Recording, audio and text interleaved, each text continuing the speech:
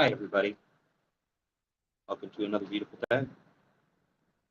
A quick visual descriptor before we get going. I have long brown hair, glasses, a gray shirt, silver bracelet, coffee mug in hand. I have some beautiful trees behind me. We are in the gazebo in the public park space near the river. And you can hear the river flowing in the background, and there's some birds singing off in the distance. We have some beautiful light coming through the trees. I find it beautiful. I've had that wonderful fence behind us. So there's just a lot of stuff here. And it's all great. It's pretty excellent. Get your coffee, tea, whatever it may be, whatever gets your day going. I have my coffee in hand. I can't start a day without my coffee. Need my coffee. That's not entirely true. I can definitely start the day without my coffee. I just prefer not to. And I'm joining you right now on LinkedIn, Twitch, Twitter, and YouTube via Restream. Absolutely wonderful software. If you're looking to get into live streaming, can't recommend Restream enough. Let's talk about expectations. Or, I'm sure you've already seen the title of today's stream and video, what to expect when there are no expectations. An interesting thought, isn't it? What would you expect if there are no expectations? It's a bit of a trick question because, well, obviously you can't expect anything, right? No, not exactly. Let's make it clear what I mean. In our lives, there are tons of expectations.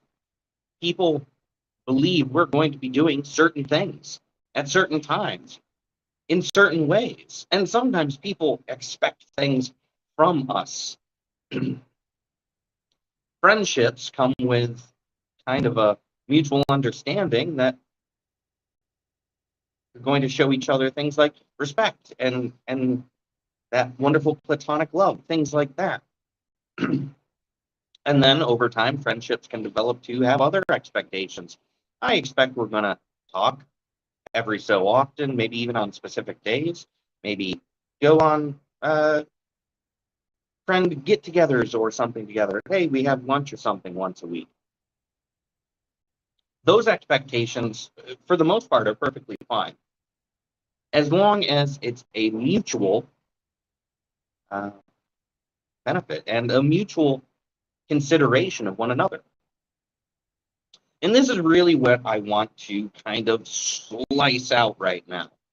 See, expectations in and to themselves, there's nothing wrong with them, as long as they're mutual, respectful, and understood. However, expectations which are one-sided, expectations which are built upon a framework of maybe nothing, those are the expectations that we don't need any part of. When you sign a contract with a company for a career of some sort, they lay out their expectations for you in the job description, duties, and everything that might be within your contract. So those expectations are entirely mutual. But what if someone steps outside of that and starts demanding more than what you signed up for? Well, now we've entered into that territory where it's just one-sided, isn't it? And some of us out there right now are probably going through something like this, where you agreed to a very specific thing, and then the other party has decided to renegotiate what that is without any consultation with you. And some of you out there right now are just doing those other things.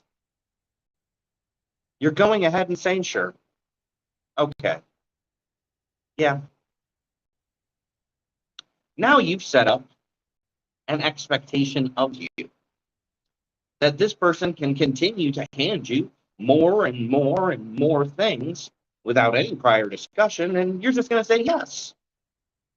And then if you get fed up or you reach the breaking point and say no more, then they're going to get angry, or they're going to feel as if somehow, you've done something wrong, or have I done something wrong? What have I done? This is what we've been doing. This breaks down the relationship, breaks it down in a very clear and very particular way. No more is there a mutual understanding or a mutual respect or any sort of communication. No more are you capable of just working together.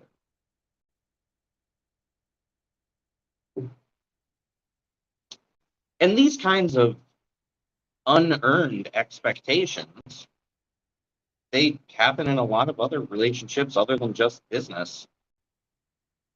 Our family sometimes can have enormous unearned expectations. I'm sure many of you, when you were growing up, your parents expected you to do certain things, expected you to behave certain ways, expected you to follow certain paths that they had set out for you, that they had gone ahead and said, this is how you're going to do this. This is what's going to occur. But is that fair? And here's a moment to think for yourself. If you're a parent, did your parents do that to you? And are you doing that to your kids now? And I'm not throwing any blame, and I'm not saying that, you're necessarily completely in the wrong. I mean, this is something that you learned. You learned to expect things from people. Your parents taught you that parents should have expectations, very particular types of expectations for their kids. And maybe you are the same now, and that's a learned behavior.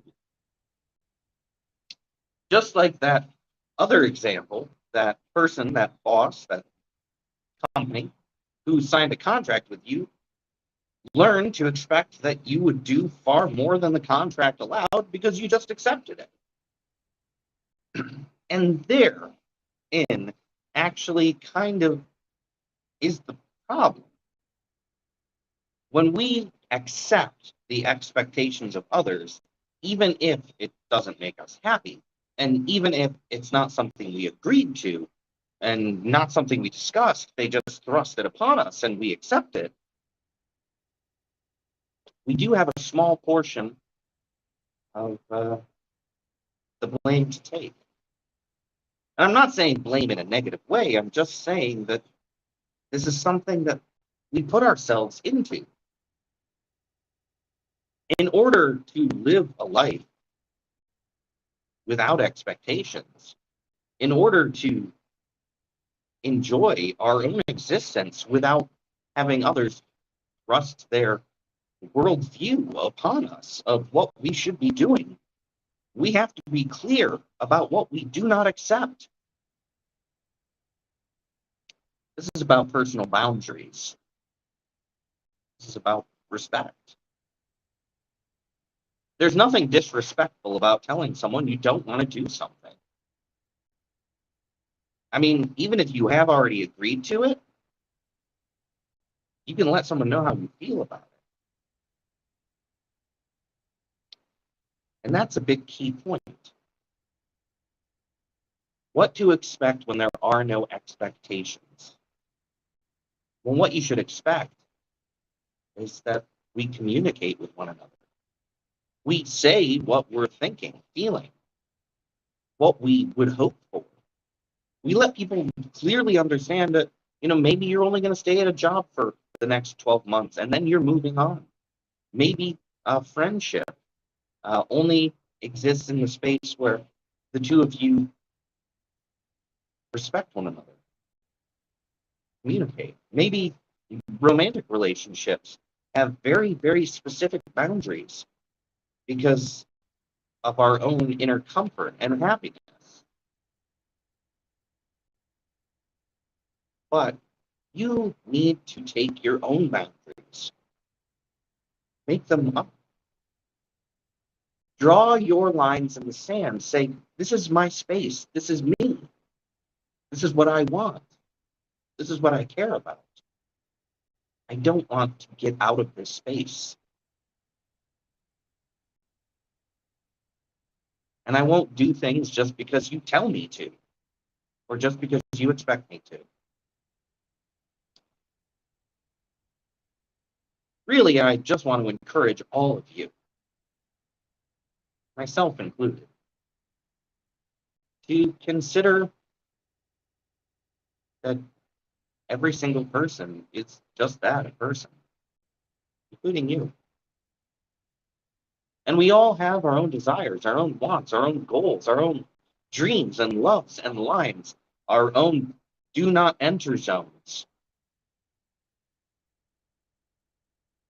Let's not place expectations upon others without some sort of conversation or understanding, agreement, mutual respect.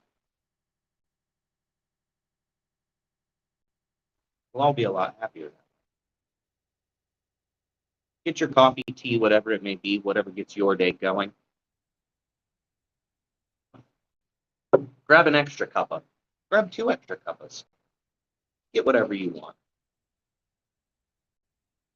Now, before I get going today, I am going to talk to you for a moment about one of my stories on Kindle Vella. Kindle Vella is actually a new platform that Amazon released last year for authors.